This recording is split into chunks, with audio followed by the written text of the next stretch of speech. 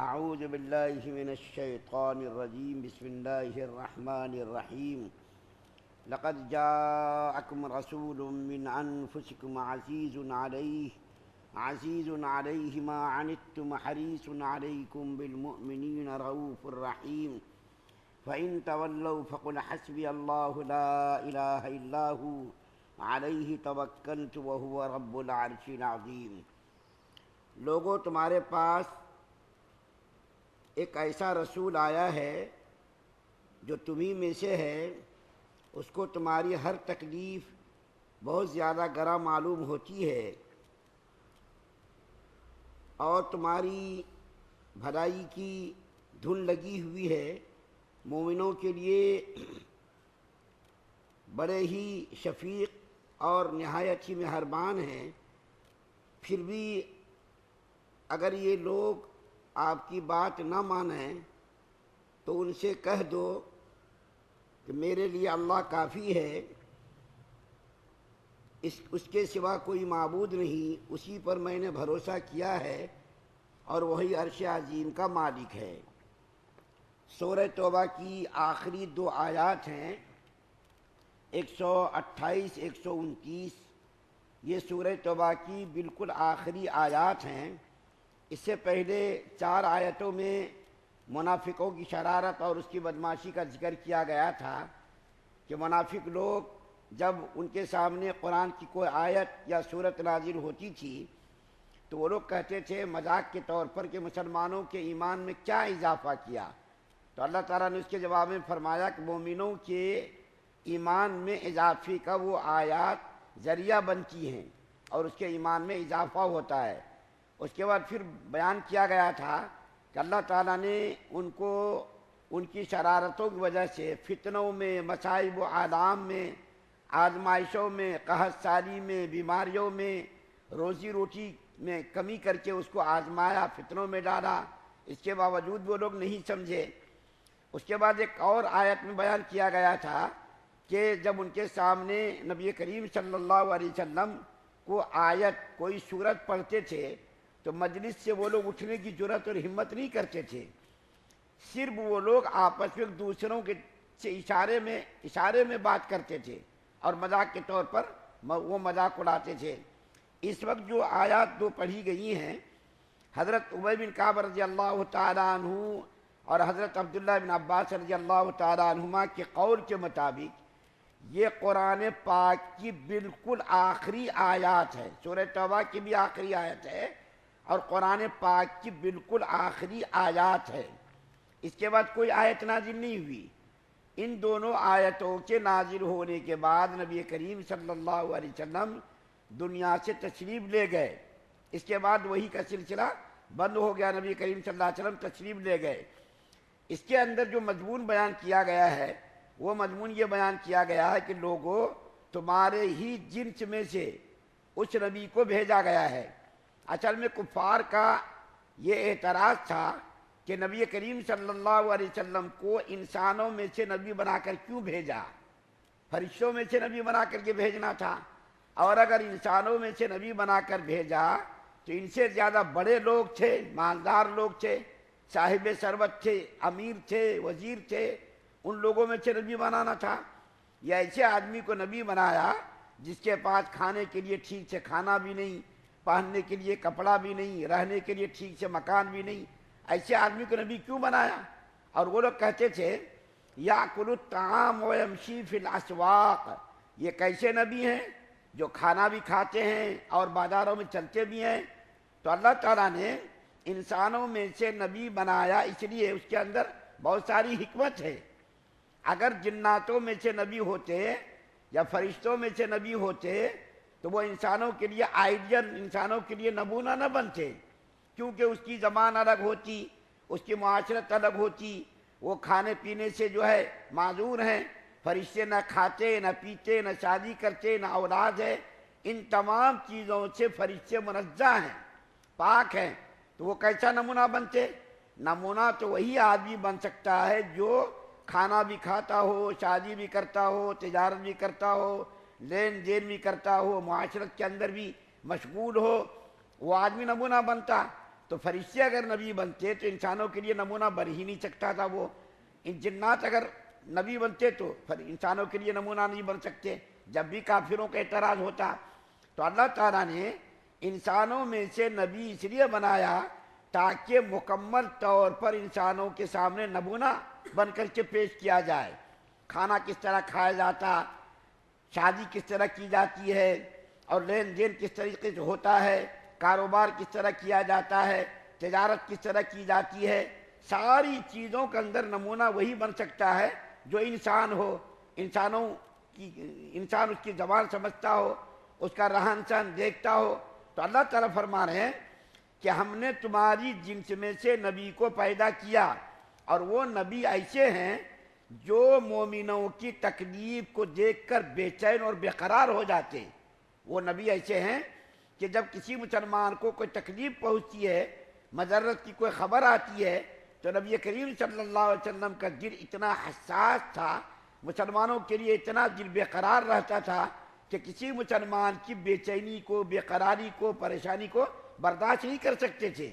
یہاں تک کہ نبی کریم صلی اللہ علیہ وسلم جب نماز ادا فرماتے، امامت فرماتے، اور پیچھے جب کوئی بچہ رونے لگتا، جب بچے کے رونے کی آواز آتی، تو نبی کریم صلی اللہ علیہ وسلم اپنی نماز کو مختصر فرما دیتے. اس زمانے میں نبی کریم صلی اللہ علیہ وسلم کی زندگی میں عورتیں بھی مسجد میں آتی تھیں، اس کی سب پیچھے ہوتی تھی. تو بچے جب رونے لگتے تو اللہ کے رسول صلی اللہ علیہ وسلم فرماتے کہ میرا دل چاہتا ہے میں لمبی نماز پڑھاؤں، لیکن بچے کے رونے کی جب آواز آتی ہے تو میرا دل بے چین ہو جاتا ہے کہ اس رونے کی آواز کی وجہ سے اس کی ماں کو پریشانی نہ ہو. تو اللہ کے رسول صلی اللہ علیہ وسلم نماز کو مختصر فرما دیتے تھے. نبی کریم صلی اللہ علیہ وسلم مخلوق کے لیے تو تھے ہی شفیق، مہربان، لیکن دوسرے جاندار، دوسری مخلوقات کے لیے بھی ہمارے نبی صلی اللہ علیہ وسلم نہایت ہی مہربان تھے. دوسری مخلوقات کی پریشانی کو، بے چینی کو بھی برداشت نہیں کر سکتے تھے.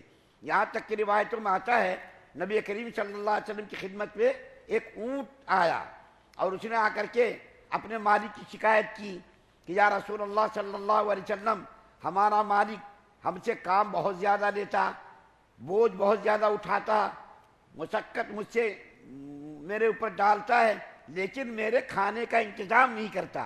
تو نبی کریم صلی اللہ علیہ وسلم نے اس آدمی کو بلایا اور بلا کر کے ان سے کہا دیکھو یہ تمہارا اونٹ تمہاری شکایت کر رہا. کیا شکایت کر رہا؟ کہ تم اس سے محنت تو بہت زیادہ لیتے ہو، ان سے کام تو بہت زیادہ لیتے ہو، اور اس کے بعد پھر تم ان کو کھانا اچھی طریقے سے نہیں دیتے. تو اس آدمی نے اقرار کیا. تو جانوروں کی تکلیف کو بھی ہمارے نبی صلی اللہ علیہ وسلم برداشت نہیں کر سکتے تھے. یہاں تک کہ نبی کریم صلی اللہ علیہ وسلم نے حکم دیا کہ جب جانوروں کو ذبح کرو تو اس کے سامنے دوسرے جانور کو ذبح مت کرو، بلکہ جانور کو ہٹا کر کے ذبح کرو تاکہ اس کو تکلیف نہ ہو. ہمارے نبی صلی اللہ علیہ وسلم نے دیکھیے مہربانی اور شفقت کی انتہا کر دی. ایک ماں کو اتنی محبت اپنی اولاد سے نہیں ہوتی جتنی محبت ہمارے نبی صلی اللہ علیہ وسلم کو اپنی امت سے تھی. پیدا ہوئے تو اپنی امت کا غم لے کر پیدا ہوئے، اور جب آپ جیے تو اپنی امت کا غم لے کر کے جیتے رہے. جب دنیا سے جانے لگے تو اپنی امت کا غم لے کر کے دنیا سے رخصت ہوئے. یہاں تک کہ اللہ تعالیٰ سے اس بات کی اجازت لے کر دنیا سے گئے کہ یا اللہ قیامت کے دن مجھ کو آپ سفارش کا حق دینا، شفاعت کا حق دینا کہ میں اپنی امت کی شفاعت کر سکوں.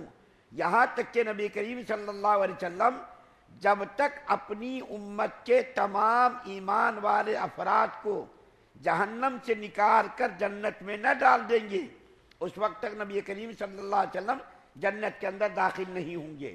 ہر امتی کو چاہے وہ ایمان کا ذرہ برابر اس کے دل کے اندر ہو، رائی کے برابر اس کے دل کے اندر ہو، چاہے جو کے برابر اس کے اندر ایمان ہو، ان تمام ایمان والوں کو جہنم سے نکال کر جنت کے اندر ڈال کر کے نبی کریم صلی اللہ علیہ وسلم جنت کے اندر تشریف لے جائیں گے. مومنوں کے لیے تو نہایت شفیق مہربان تھے ہی، کافروں کے تعلق سے بھی آپ فکر مند رہتے تھے اور ہمیشہ اس بات کے لیے کوشاں رہتے تھے کہ کافر لوگ بھی دائرہ اسلام میں داخل ہو جائیں، جہنم سے بچ جائیں، جنت کے اندر داخل ہو جائیں۔ تو نبی کریم صلی اللہ علیہ وسلم کے دل کے اندر اپنی امت کا غم اتنا تھا، علماء نے لکھا ہے کہ نبی کریم صلی اللہ علیہ وسلم کا امت کے غم میں ایسا حال ہو گیا تھا کہ جب آپ امت کے لیے روتے تھے، گڑگڑاتے تھے، سینے سے ایسی آواز آتی تھی جیسا کہ ہانڈی میں پانی کے پکنے کی آواز آتی ہے۔ نبی کریم صلی اللہ علیہ وسلم کے سینے سے ایسی آواز آتی تھی۔ اس کے بعد جو دوسری آیت کریمہ پڑھی گئی اس کے اندر اللہ تعالیٰ فرماتے ہیں، اے محمد صلی اللہ علیہ وسلم آپ کا کام ہے لوگوں کو دعوت دے دینا، ماننا نہ ماننا ان کی مرضی ہے۔ نبی کریم صلی اللہ علیہ وسلم کو تسلی اللہ تعالیٰ دے رہے ہیں، ماننا نہ ماننا ان کی مرضی ہے، آپ ان کو دعوت دے دیجئے، ان تک پیغام پہنچا دیجئے۔ اگر وہ نہیں مانتے تو آپ ان سے کہہ دیجئے کہ میں اللہ کی ذات پر بھروسہ کرتا ہوں، وہی میرا مالک ہے، وہی میرا معبود ہے، وہی میرا مسجود ہے، اسی پر میں نے بھروسہ کیا، اور وہ میرا رب جو عرش عظیم کا مالک ہے۔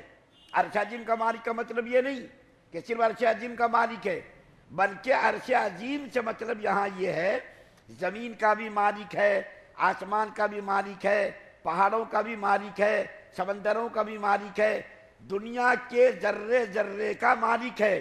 عرش عظیم کہہ کر کے یہاں پر صرف عرش عظیم کا مالک نہیں بلکہ ساری کائنات کا خالق و مالک ہے۔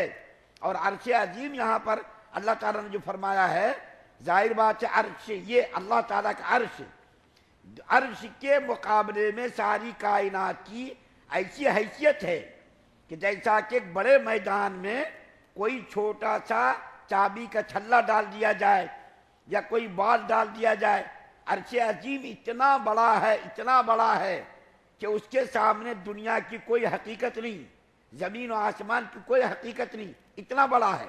جب عرش عظیم کا مالک ہے وہ، عرش عظیم کا خالق ہے وہ، عرش عظیم کا رب ہے وہ، تو ظاہر بات ہے ساری کائنات اسی کے تابع ہے، عرش کے سامنے اس کی دنیا کی کوئی حیثیت نہیں۔ تو اللہ تعالیٰ فرما رہے ہیں آپ کہہ دیجئے کہ میں نے اپنے رب پر بھروسہ کیا، اسی پر میں نے توکل کیا، وہ رب جو عرش عظیم کا مالک ہے۔ اب میں ان آیات کی فضیلت بیان کر کے بات کو ختم کرتا ہوں۔